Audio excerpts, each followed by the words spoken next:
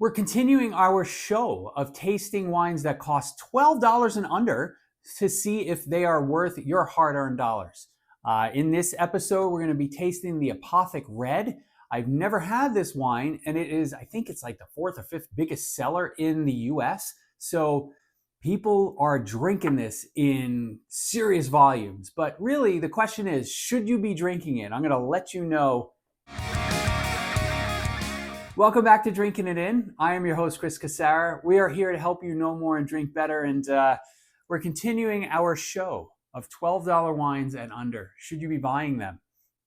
It's a YouTube show series. The link is in the description if you want to see some of the older episodes. I've never had this. I didn't buy it.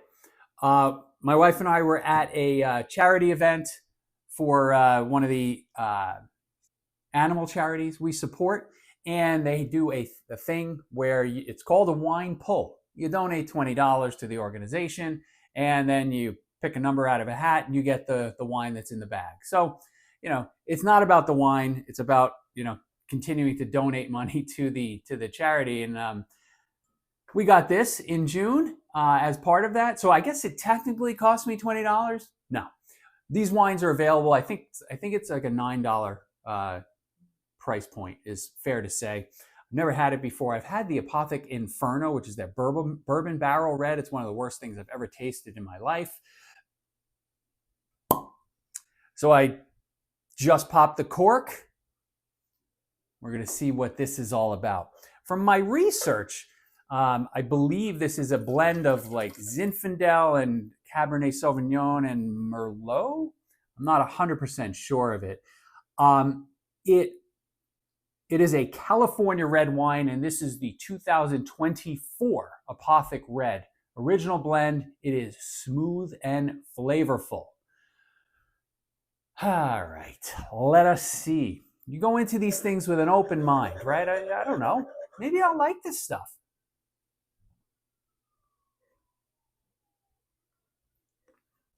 That was super. All I get is vanilla, actually, on the nose there.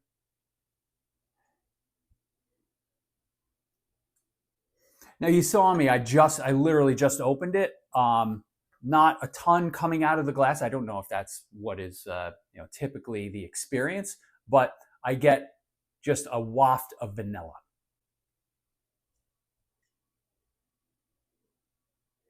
I guess there's some black fruit kind of lurking underneath the vanilla, maybe like a black cherry type of thing. Yeah. At least the nose doesn't smell super fake. A lot of times with wines at this price point that are kind of nondescript and like grabbing grapes from all over a big area, the aromas that come out of the glass are pretty strong and tend to smell pretty fake. This one is reticent. It doesn't want to show a lot. It's shy. It's much shyer than I expected. Yeah, just vanilla. Let's give it a taste.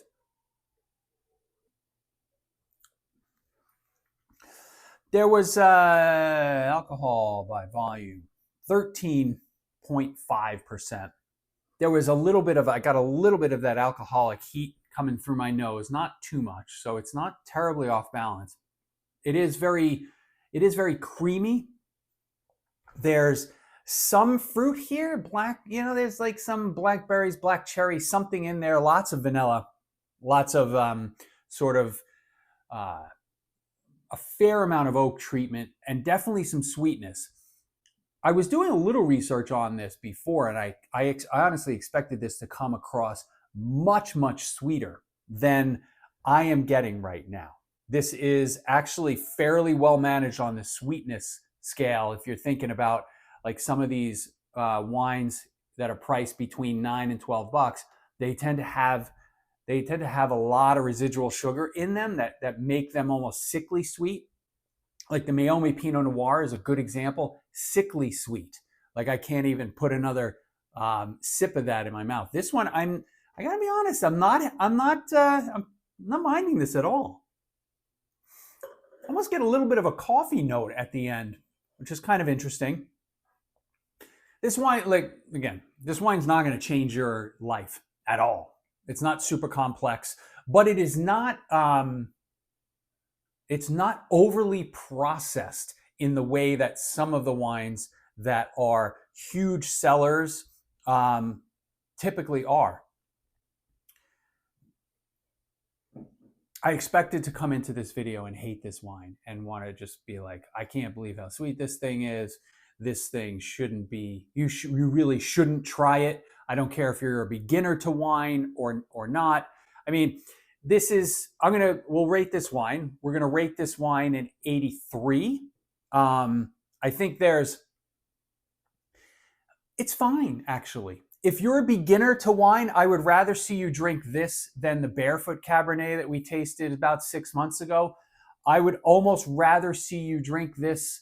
I'd certainly rather see you drink this than the Apothic Inferno. Don't go near that. That's just vile stuff. If you're a beginner to wine, and that's where, and like, if this is like literally your first red wine, I think you would drink this and you'd be okay. You'd be like, okay, I kind of like what this is bringing to the table.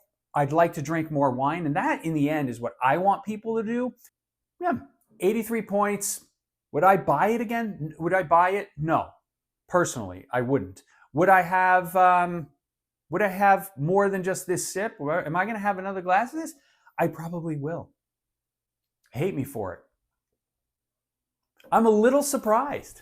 I'm a little surprised. This is why I want to come into these reviews with an open mind and not too many preconceived notions, because then you're already telegraphing your move. It's at that, and when you think about a wine ladder with which the industry doesn't have, and I am going to create, right? I think there's a few rungs, right? Your first rung on the ladder, if you're a beginner into wine, I'm okay starting here. All right, not bad. Hopefully you've enjoyed this video, but if you think I'm nuts and you're just like, you're a fraud because you didn't pan Apothic Red and rate it a 75 and hate it, want to spit it out, let me know in the comments. I love hearing your honest opinions. You guys aren't shy, so go for it. But for now, I'll see you next time. Thanks for joining. Cheers.